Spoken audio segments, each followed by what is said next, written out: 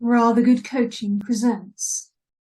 Hello, I'm Karen Adams of Rather Good Limited, and today I want to talk to you about a book.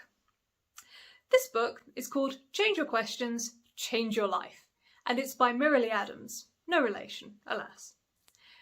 It's a story, or at least it's primarily told in story form, about a leader, a chap who is called Ben, and gets a new job at a company and finds himself a little bit out of his depth. It's a story of him learning new skills and how that really helps him progress and do all sorts of fabulous new things. So, the key points in this book: mindsets, judger and learner. The judger mindset is when we ask questions such as, whose fault is this? What's going to happen that's wrong? What's going wrong? Why am I such a failure? Why are you always such a failure? Why even bother? You can see that these questions don't really feel that great. When you ask them, or when I was asking them, I was feeling more and more tense and getting quite angry and aggravated. The learner mindset, in contrast, we ask questions such as, what can I learn about this? What can I learn from this? What's possible in this situation? What is my responsibility? That's an interesting one.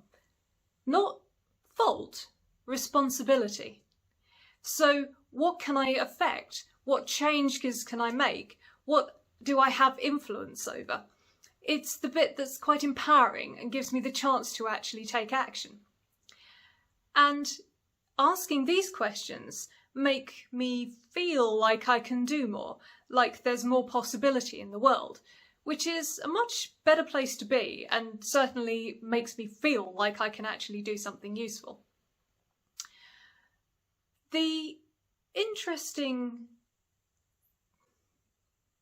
One of the particularly useful things about the fork in the road, should we call it, between the judger mindset and the learner mindset is that we can always switch lanes from one to another. So if we find ourselves asking all these negative judger questions, then we can switch lanes into the learner mindset. When we find ourselves asking, whose fault is this? Instead we can ask, what's possible from here?